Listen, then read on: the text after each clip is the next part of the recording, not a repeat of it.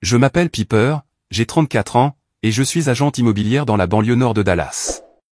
Ma vie a été bâtie avec chaque dollar que j'ai gagné moi-même, ces matins où je me levais à 5 heures pour rencontrer des clients avant le lever du soleil et ces nuits tardives où je rentrais bien après que les rues se soient tues. Pendant que je me battais pour maintenir ma position sur un marché férocement compétitif, mon jeune frère, Brandon, 32 ans, vivait dans un monde entièrement différent, un monde où chaque problème était résolu par nos parents avant qu'il ne puisse se transformer en une véritable conséquence. Dès mon plus jeune âge, j'ai compris que si je voulais quelque chose, je devais trouver un moyen de l'obtenir par moi-même. À 12 ans, j'ai économisé chaque dollar en tondant les pelouses des voisins pour acheter les baskets que je voulais. Pendant ce temps, il suffisait à Brandon de faire la moue dans un magasin pour que, quelques minutes plus tard, notre mère sorte son portefeuille. Mes parents ont toujours dit que Brandon était sensible et avait besoin de plus de soutien, comme si la faiblesse était une raison d'être prioritaire. Au lycée, j'ai demandé à travailler à temps partiel dans une boulangerie pour économiser en vue d'un ordinateur portable pour ma dernière année. Chaque soir, je rentrais en sentant la farine et le sucre, mais la fierté de l'avoir gagné moi-même en valait la peine. Brandon était différent. Quand il a dit qu'il voulait le dernier téléphone, mon père le lui a acheté immédiatement pour qu'il puisse rester en contact. Personne ne lui a demandé de faire quoi que ce soit en retour. La différence s'est poursuivie à l'université. J'ai choisi une université publique à Austin, jonglant entre les cours et un emploi au bureau administratif tout en ayant des prêts étudiants, car mes parents disaient que j'étais capable de m'en sortir. 2 ans plus tard, Brandon s'est inscrit dans une université privée coûteuse en Californie.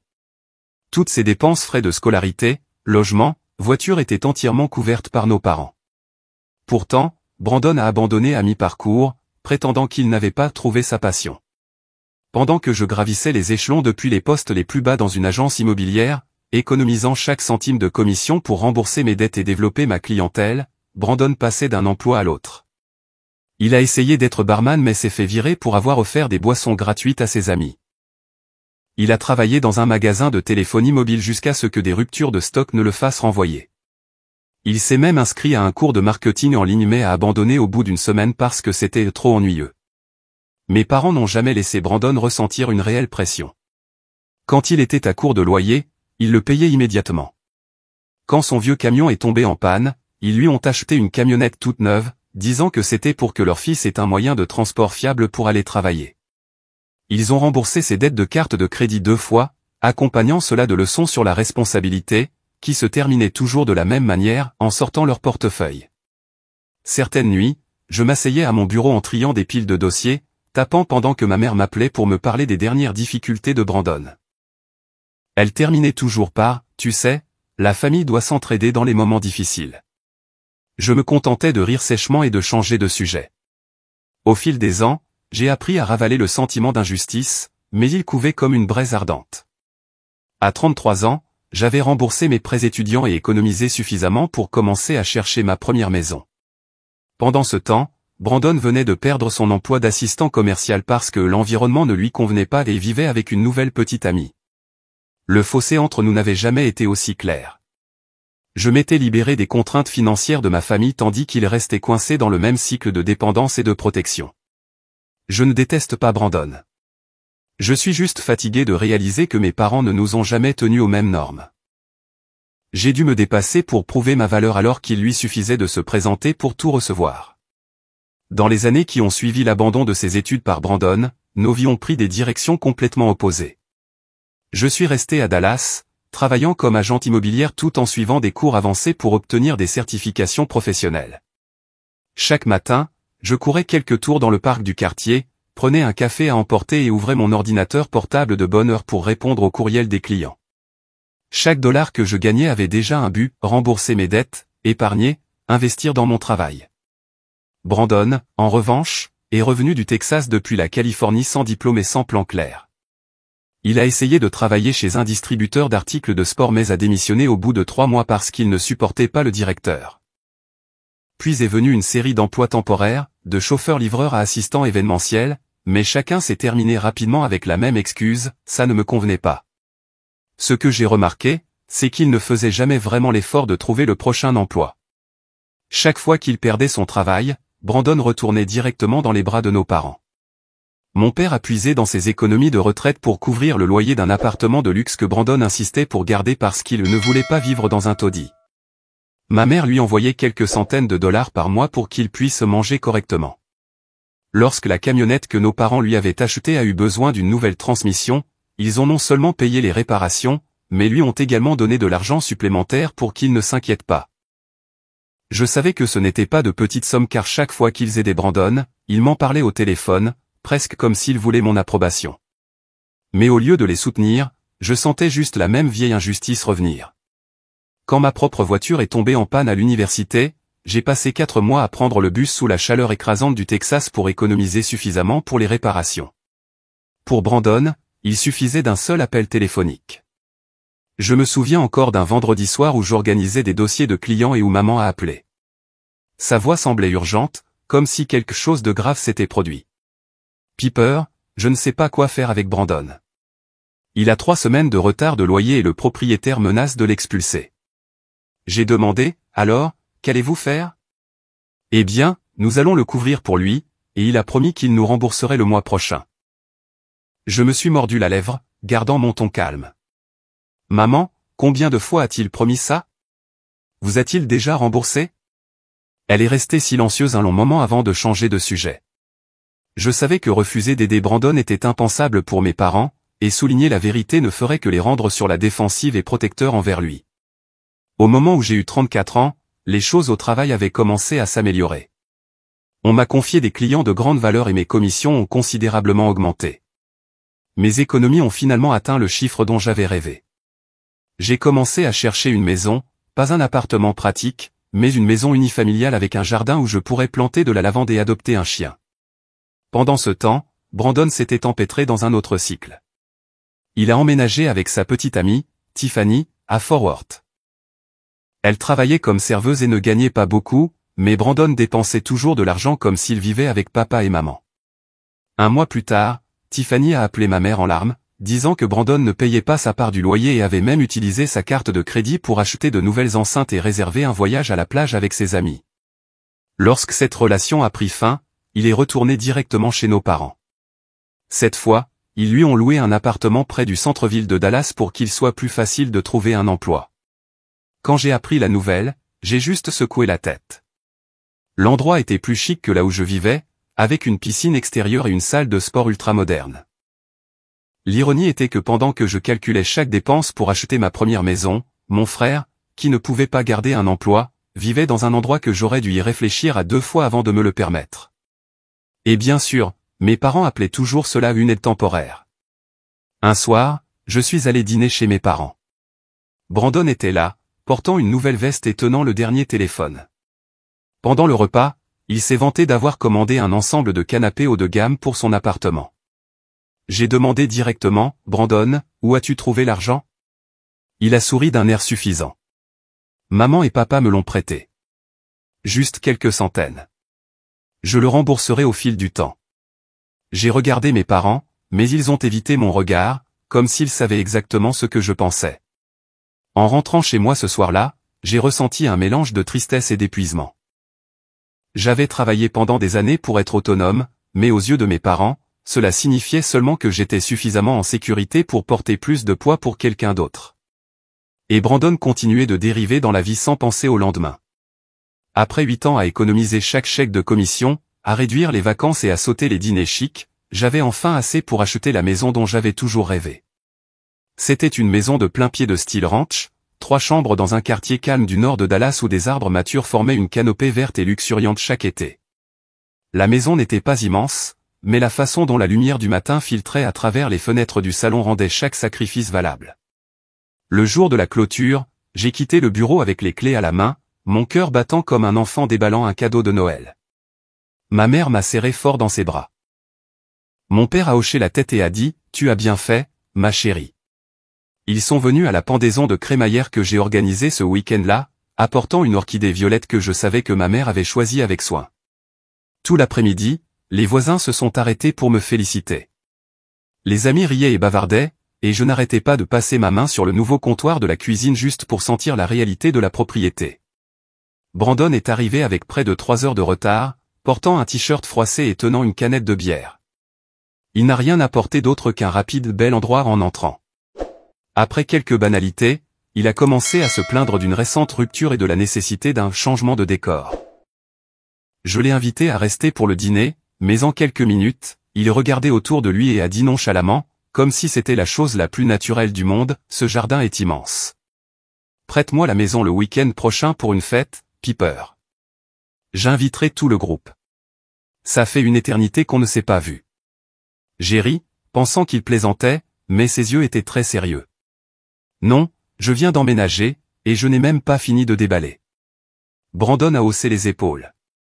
Juste quelques heures. Tu dois te détendre. Vivre seul, c'est déprimant.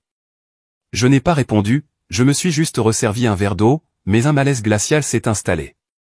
Je connaissais Brandon. Une fois qu'il voulait quelque chose, il trouvait toujours un moyen de l'obtenir, généralement en faisant pression sur moi par l'intermédiaire de nos parents. Bien sûr, ce soir-là, ma mère a appelé. Piper, j'ai entendu dire que Brandon voulait emprunter la maison pour une fête, et tu as dit non.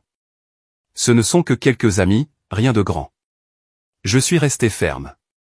Maman, c'est ma maison. Je viens d'emménager, et je ne suis pas prête à recevoir des inconnus.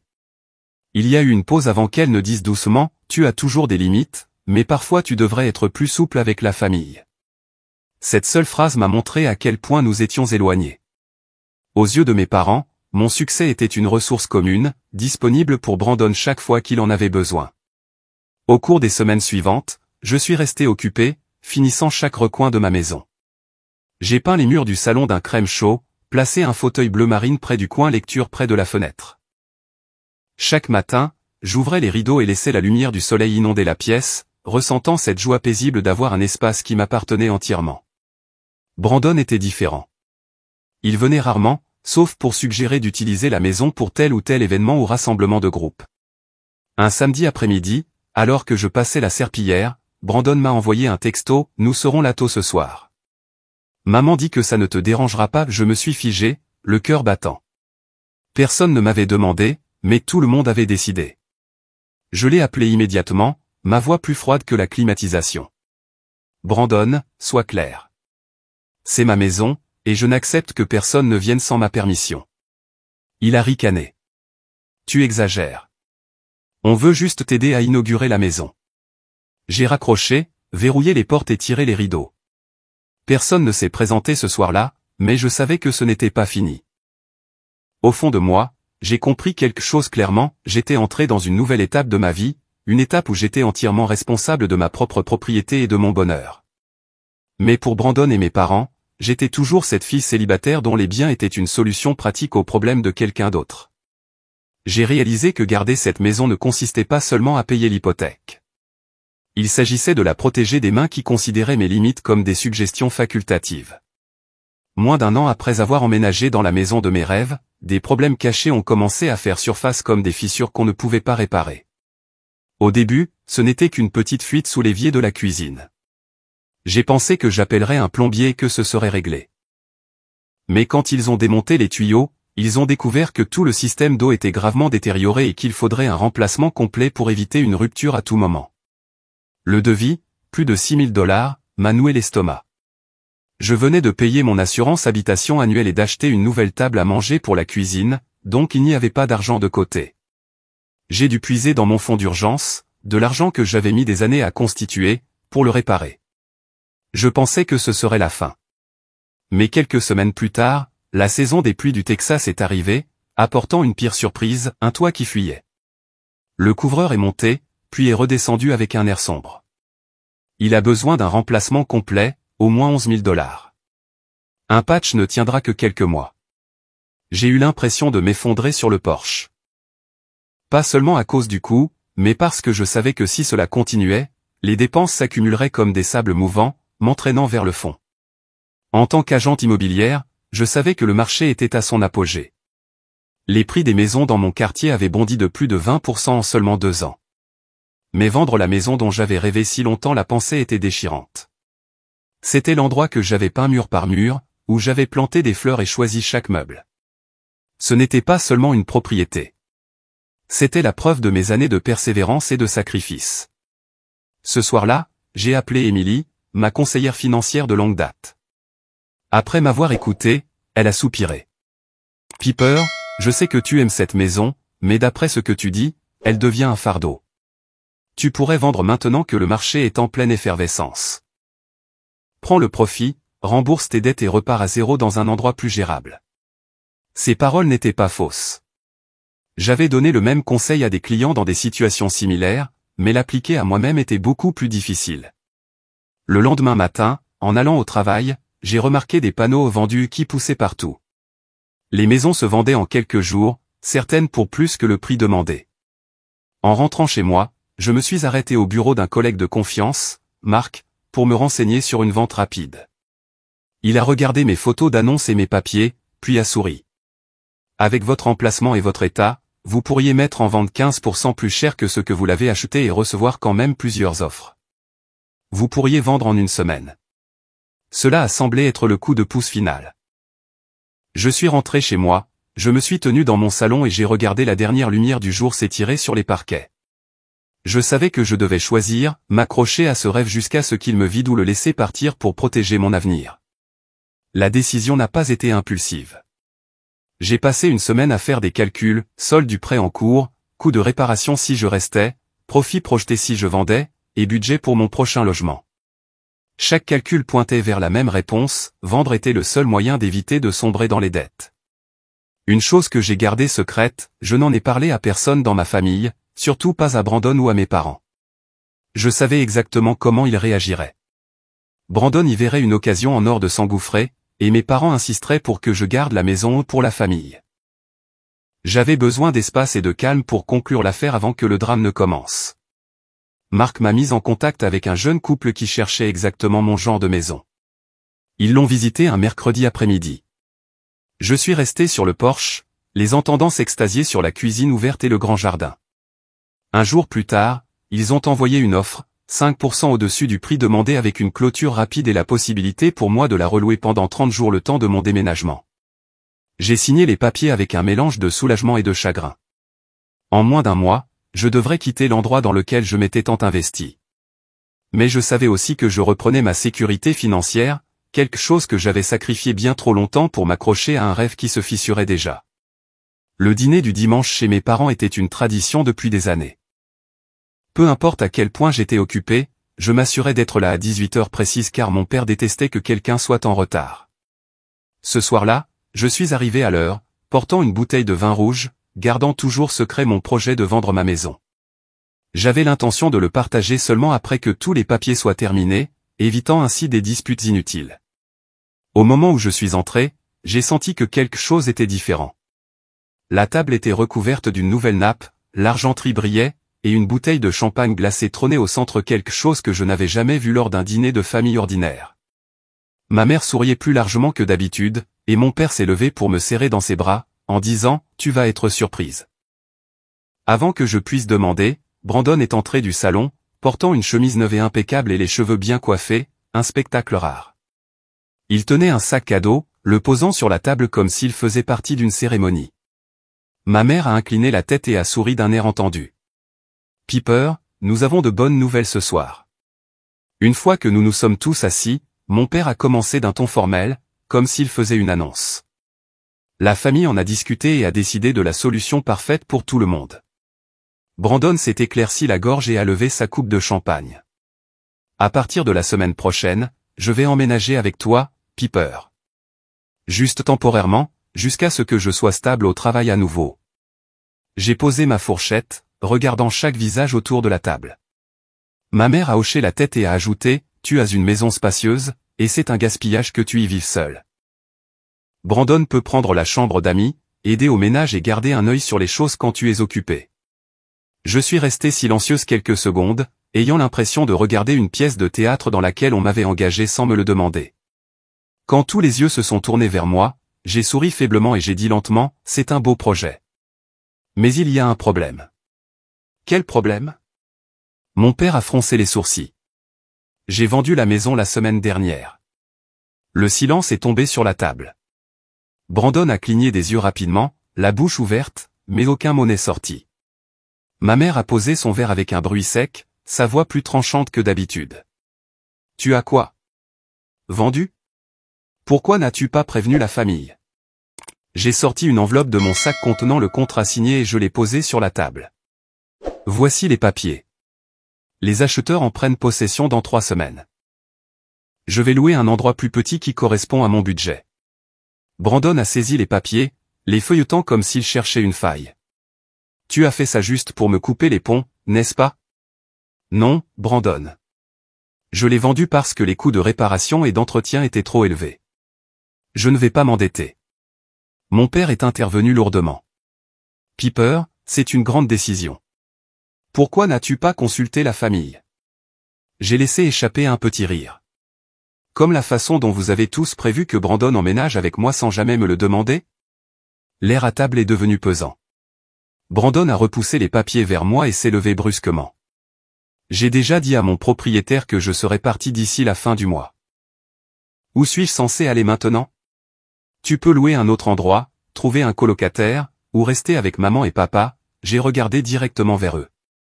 Ma mère a hésité. La chambre de Brandon est maintenant ma salle de couture. Mon père a ajouté, le débarras est plein. Le vider prendrait du temps. J'ai ri, mais à l'intérieur je me sentais froide. Alors, on s'attend à ce que j'abandonne mes projets de vie pour nettoyer le désordre de quelqu'un d'autre? Brandon a grogné, tu te crois toujours meilleur que tout le monde. Non, je pense juste que tout le monde devrait assumer la responsabilité de ses propres choix. Il est sorti en trombe, claquant la porte. Ma mère a soupiré, les yeux brillants. Tu fais ça, et Brandon n'aura nulle part où rester. Maman, il n'est pas sans abri. Il a beaucoup d'options. Je n'en suis juste pas une. Le dîner s'est terminé sans que personne ne touche au dessert. En partant, mon père a dit doucement, je suis fier de toi pour avoir tenu bon, mais ce n'est pas fini. En rentrant chez moi, je savais une chose avec certitude. Le choc de ce soir n'était que le début. Leur plan s'était effondré, et ils trouveraient un autre moyen de m'impliquer. Mais cette fois, j'étais prête. Brandon est revenu le lendemain soir, non pas pour se réconcilier, mais pour continuer à insister. Il se tenait sur le porche, les mains dans les poches, la voix plate. Piper, je vais être direct. J'ai besoin d'un endroit où rester. Et je pense que tu devrais faire ce qu'il faut pour la famille. J'ai ouvert la porte juste assez pour la bloquer, ne l'invitant pas à entrer. Ce qu'il faut pour la famille, Brandon, ne signifie pas sacrifier ma propre vie pour faire de la place à quelqu'un qui refuse de prendre soin de lui-même. Il a haussé un sourcil, avec un sourire narquois. Toujours la même attitude. Je jure, tu penses toujours que tu es la seule à travailler dur. Non, ai-je répondu calmement. Je sais juste qu'à 32 ans, tu es plus que capable d'assumer la responsabilité de tes propres choix. Mes parents sont arrivés quelques instants plus tard. Maman est entrée la première, les yeux pleins de reproches. Piper, je ne comprends pas pourquoi tu es si dur. Tu sais à quel point les choses ont été difficiles pour Brandon.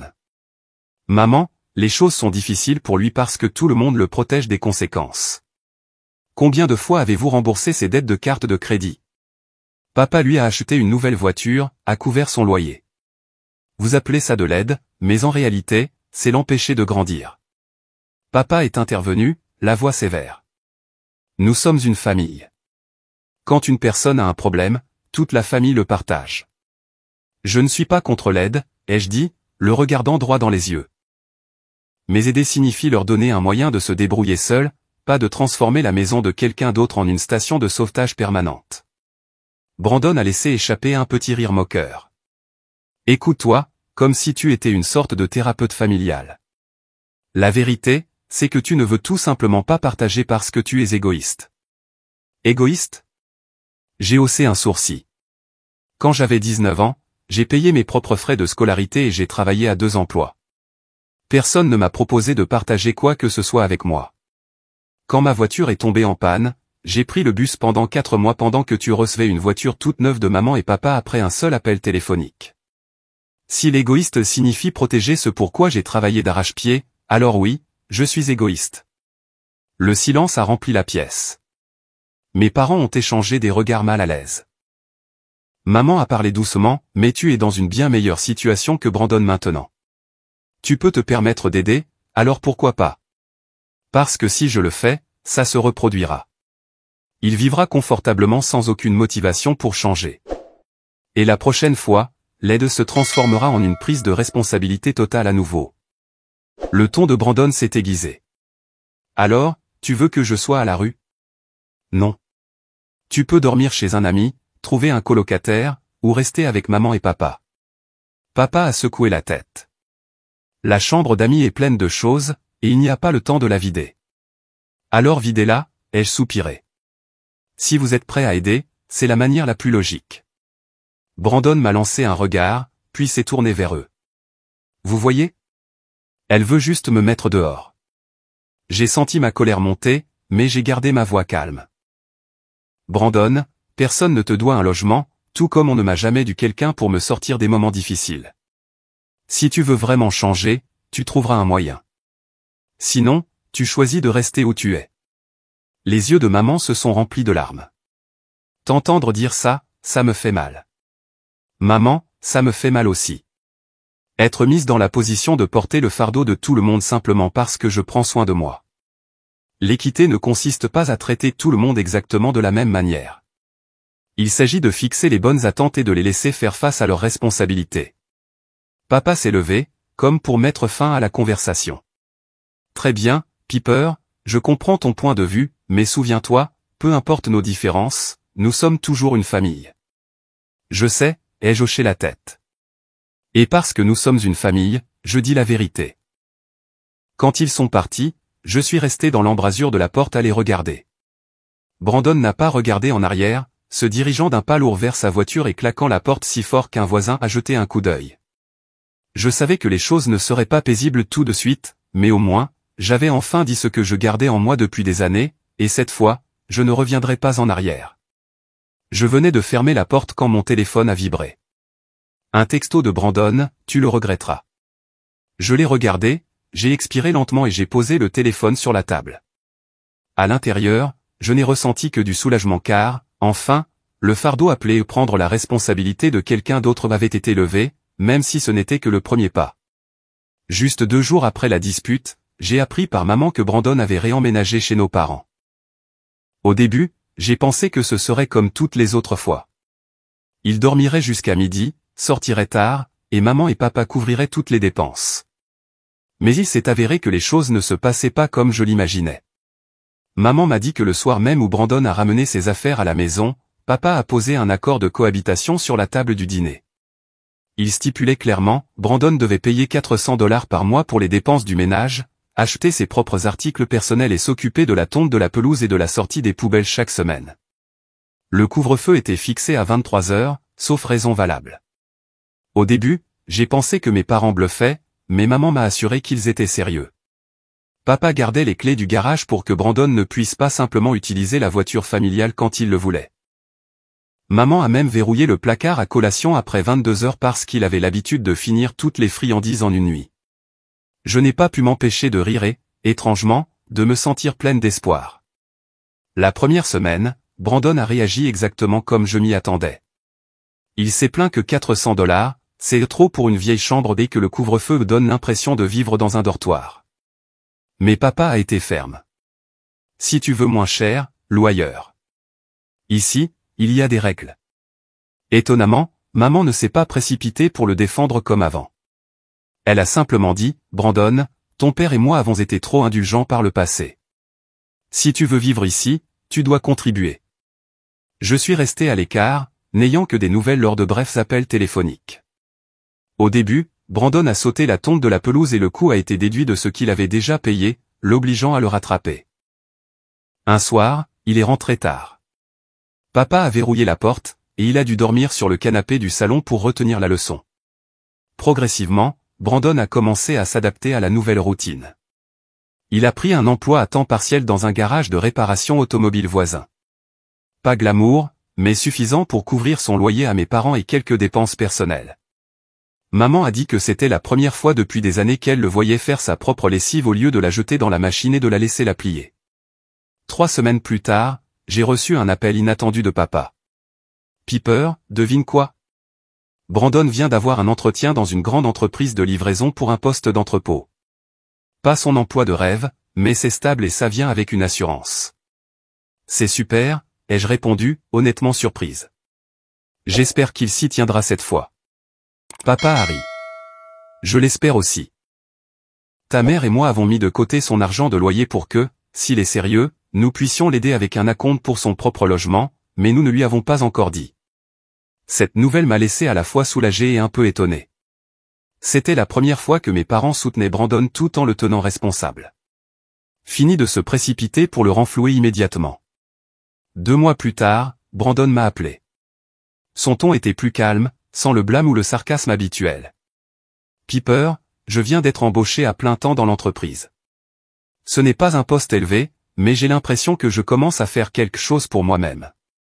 Félicitations, lui ai-je dit sincèrement. C'est une étape importante. Il a hésité un instant avant d'ajouter, je sais que je t'ai rendu la vie difficile. Je ne promets pas de changer du jour au lendemain, mais je comprends pourquoi tu ne m'as pas laissé emménager. Si tu l'avais fait, je serais probablement toujours le même. Je suis resté silencieux un moment, sentant l'honnêteté dans ses paroles. Peut-être que ce n'était pas un tournant décisif, mais c'était un mouvement que je pensais ne jamais voir se produire. Un soir, maman m'a envoyé une photo de Brandon en train de peindre la clôture de mes parents. Elle a écrit « Mon fils apprend enfin un peu de travail manuel ». J'ai ri, me souvenant comment il avait l'habitude de trouver n'importe quelle excuse pour éviter le mot au travail. Je sais que le processus ne sera pas parfait. Brandon aura encore des moments de paresse ou d'impulsivité, mais au moins maintenant, il a eu un avant-goût de la responsabilité, quelque chose dont mes parents l'ont protégé pendant des années. Et plus important encore, cette fois, ils apprennent à fixer des limites au lieu de se précipiter pour tout arranger pour lui. Je ne l'ai pas dit à voix haute, mais au fond de moi, je me sentais plus légère. Pour la première fois, je n'étais pas la seule dans la famille à défendre le principe que chacun est responsable de ses propres choix. Et peut-être, juste peut-être, que cela pourrait être le début d'un changement durable, non seulement pour Brandon, mais aussi pour mes parents.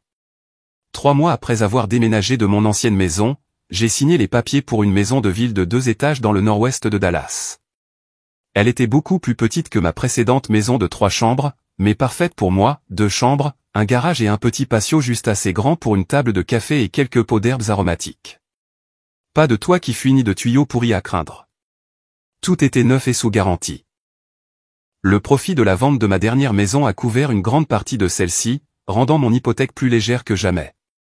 Pour la première fois depuis des années, je pouvais ouvrir mon budget mensuel sans sentir un nœud dans ma poitrine. J'ai même constitué un fonds d'urgence qui pourrait me soutenir pendant au moins 6 mois si quelque chose d'inattendu se produisait. Le sentiment de sécurité financière était un tel soulagement. Je n'avais pas réalisé à quel point j'avais été tendu toutes ces années. Le jour du déménagement, maman et papa sont venus aider, apportant un simple déjeuner et quelques vieilles pièces de décoration que j'avais autrefois aimées.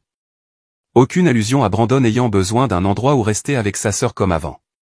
Juste se concentrer sur l'installation des meubles, la suspension des rideaux et le nettoyage de chaque recoin. Maman a même dit, tu as bien choisi cet endroit. Gérable, facile à entretenir, proche de tout. J'ai souri, ne disant rien, mais j'ai senti le changement dans son ton. Brandon est passé cet après-midi-là avec un panier cadeau de café torréfié et de biscuits faits maison, quelque chose que je n'aurais jamais cru voir. Il a jeté un coup d'œil autour de lui et a hoché la tête. Ça te va bien. Petit, mais bien rangé et chaleureux. J'ai répondu, oui, je voulais quelque chose de facile à gérer. Plus besoin de passer chaque week-end à réparer quelque chose. Nous n'avons pas reparlé des vieilles disputes, mais le silence n'était plus tendu. Brandon a dit qu'il avait économisé grâce à son travail dans l'entreprise de livraison et qu'il cherchait un appartement d'une chambre près de son travail. Je veux signer le bail moi-même, sans que les parents se portent garant, a-t-il ajouté. J'ai été surprise mais j'ai simplement hoché la tête. C'est bien. Le faire toi-même sera différent. Au cours des semaines suivantes, la dynamique familiale s'est stabilisée. Mes parents ne m'appelaient plus pour chaque petit problème que Brandon avait. Au lieu de cela, ils partageaient des histoires de lui résolvant des problèmes, comme prendre des quarts de travail supplémentaires pour couvrir une réparation de voiture ou négocier le loyer avec un nouveau propriétaire. Maman a même admis dans une conversation privée, « Tu avais raison, Piper. » Je pensais que le protéger était de l'amour, mais en réalité, je le maintenais coincé. J'ai dit simplement, ce qui compte, c'est que nous allons tous mieux maintenant. J'ai passé plus de temps avec mes amis et mes passe-temps que j'avais mis de côté. Les soirs de semaine, je prenais des cours de cuisine italienne. Le week-end, je faisais du vélo autour du lac voisin. Avec la liberté financière, je n'avais plus l'impression de devoir faire des petits boulots juste pour couvrir des dépenses énormes.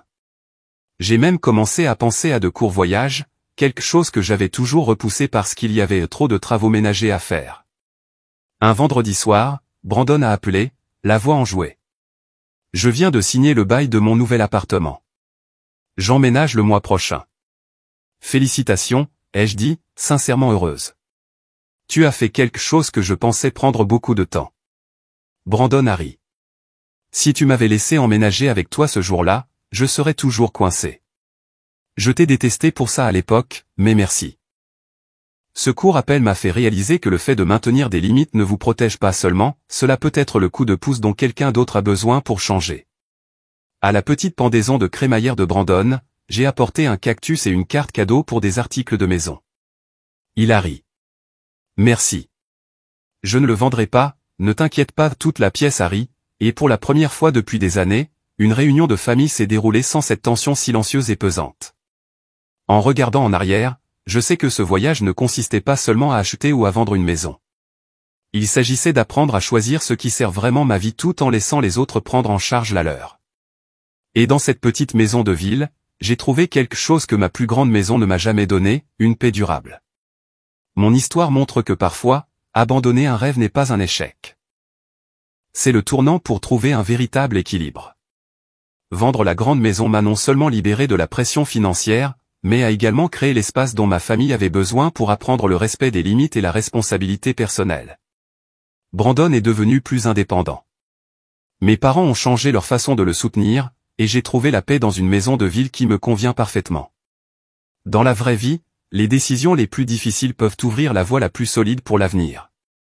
Que pensez-vous de mon choix et de la façon dont ma famille a changé après tout cela? Partagez vos réflexions dans les commentaires, et n'oubliez pas de suivre la chaîne pour plus d'histoires sincères et significatives sur la vie.